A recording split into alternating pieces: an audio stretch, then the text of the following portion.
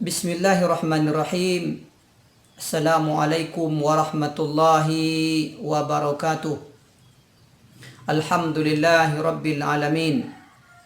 Hamdan adada khalqihi wa ridha nafsihi wa zinata arshihi wa midada kalimatih. Subhanaka la ilma lana illa ma 'allamtana innaka antal allamul ghuyub. Allahumma salli wa sallim wa barik wa zid ala hadzal nabiyil karim wa ala alihi wa sahabatihi wa man istanna bi sunnati wa ihtada bi hadihi ila yaumiddin. Amma ba'du, para sahabat, rekan-rekan yang insyaallah selalu dimuliakan Allah Subhanahu wa taala.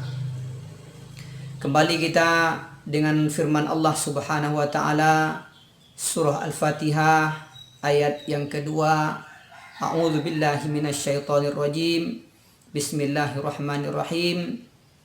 Alhamdulillahi rabbil alamin. Segala puji,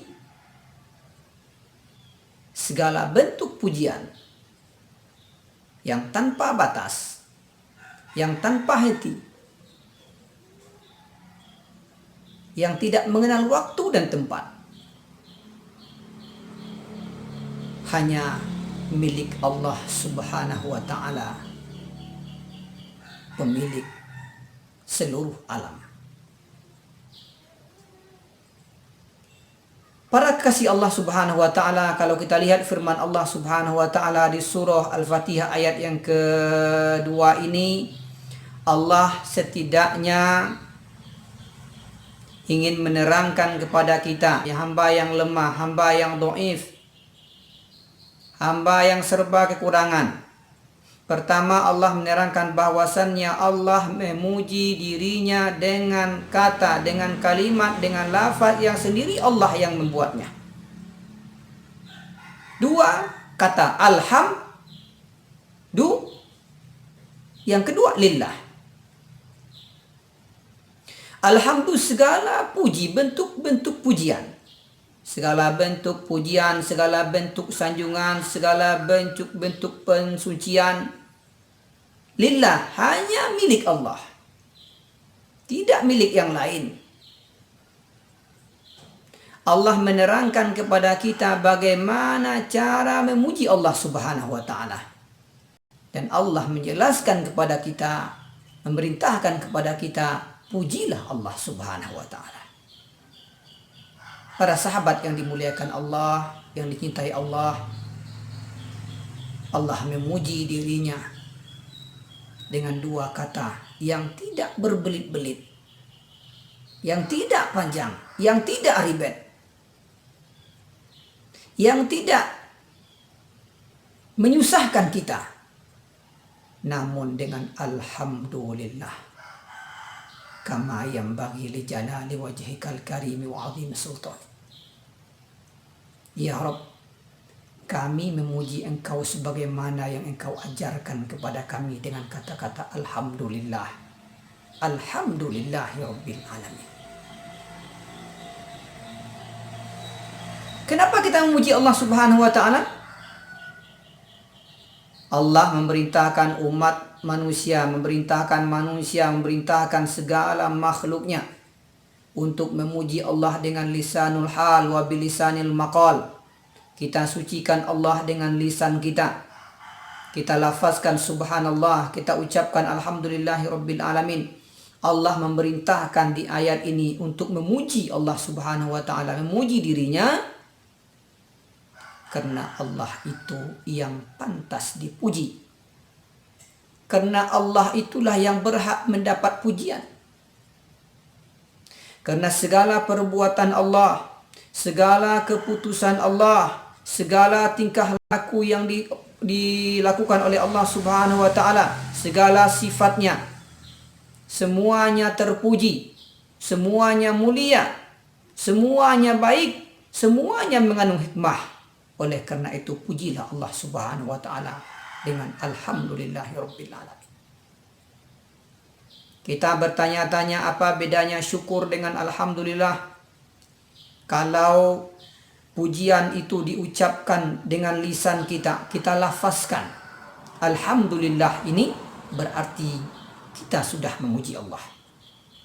Kalau alhamdulillahirabbil alamin ini, kata sebagian ulama, mereka mengatakan bahwasannya kalau alhamdulillahirabbil alamin ini terlintas dalam benak kita, belum muncul dia ke permukaan, belum diucapkan dengan lisan, dilafazkan, kata alhamdulillahirabbil alamin ini masih berada di hati kita, belum keluar di permukaan lisan kita, maka itu baru sekadar syukur kepada Allah Subhanahu wa taala. Karena alhamdulillahirabbil alamin ini induk daripada bersyukur kepada Allah Subhanahu wa taala. Kita wajib memuji Allah karena Allah telah memberikan kepada kita, pertama nikmat ijad, yang kedua nikmat imdad, yang ketiga nikmat irsyad. Nikmat ijad, keberadaan kita, kehadiran kita di permukaan bumi ini. Kalau bukan karena bismillahirrahmanirrahim, kalau bukan karena rahmat Allah, kalau bukan karena cinta Allah, kasih sayang Allah, kalaulah bukan karena kelembutan Allah Subhanahu wa taala, kita tidak akan hadir di permukaan bumi, di jagat raya ini. Yang kedua, kita harus mesti memuji Allah Subhanahu wa taala karena Allah sudah memberikan kepada kita nikmat imdad. Kita terlahir dengan manusia yang sempurna. Allah berikan nikmat kepada kita sehingga kita bisa hidup layak seperti orang lain, dihargai seperti makhluk-makhluk yang lain. Kita diberi rezeki kita oleh Allah Subhanahu wa taala, diberikan umur kita, diberikan berbagai macam nikmat-nikmat yang lainnya. Kemudian yang ketiga, nikmat al-irsyad. Allah tunjuki kita jalan untuk pulang kepada Allah Subhanahu wa taala. Para sahabat yang budiman, hendaklah seorang hamba ketika mengucapkan alhamdulillahirabbil alamin, dia tidak banyak atau tidak pernah memuji manusia. Kenapa? Karena manusia itu tidak pantas dipuji dari berbagai sisi, yang hanya dipuji Allah Subhanahu wa taala. Para sahabat yang dirahmati Allah Subhanahu wa taala, alhamdulillahirabbil alamin selalu kita baca dalam sholat kita. Namun agar sholat kita berkualitas dan bermutu, setidaknya kita hamba yang mengucapkan alhamdulillahirabbil alamin ini, hamba yang lemah, hamba yang serba kekurangan, hamba yang tidak sempurna, hadir dalam hati kita, muncul dalam benak kita dan pikiran kita. Setiap kali alhamdulillahirabbil alamin kita lantunkan, kita ucap atau kita dengar, bertambahlah tawaduknya kita, bertambah dekat kita dengan Allah Subhanahu wa taala, tambah malu kita kepada Allah. Tidak apa-apanya kita dibandingkan dengan kekuasaan Allah Subhanahu wa taala. Janganlah kita merasa lebih karena Allah telah memberikan nikmatnya kepada kita. Tapi selalulah merasa kurang kepada cinta dan kasih sayang Allah Subhanahu wa taala. Jangan merasa bangga apa yang kita dapatkan. Jangan merasa sedih apa yang luput daripada kita. Baginda Rasulullah sallallahu alaihi wasallam paling paham betul tentang makna alhamdulillahirabbil alamin.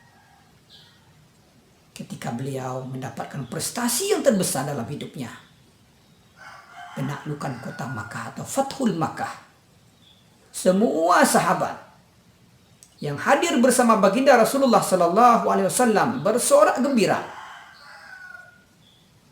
Begitu luar biasanya gembira itu karena negeri Makkah yang selama ini menjadi musuh bebuyutan Islam pada hari itu mengiklankan, menjelaskan, mendeklarasikan bahwasanya mereka sebuah negeri yang bersyahadat kepada Allah Subhanahu wa taala lahir dan batinnya.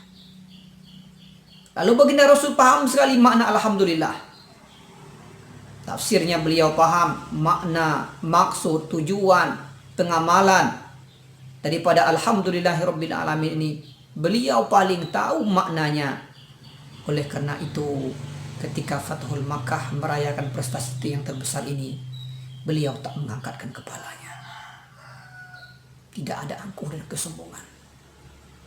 Beliau menundukkan kepalanya sampai kepalanya itu sama tingginya dengan leher unta yang beliau tunggangi. Rapat kepalanya dengan leher unta itu. Kenapa? Beliau tahu makna Alhamdulillahirabbil alamin. Semakin diberi nikmat, semakin dekat dengan Allah, semakin sayang kepada manusia. Tidak bangga, tidak sombong, tidak takabur. Semua nikmat yang kita dapatkan itu pemberian Allah Subhanahu wa taala. Ujian dari Allah Subhanahu wa taala untuk mengetahui siapa di antara kita yang bersyukur, siapa di antara kita yang kufur kepada Allah Subhanahu wa taala.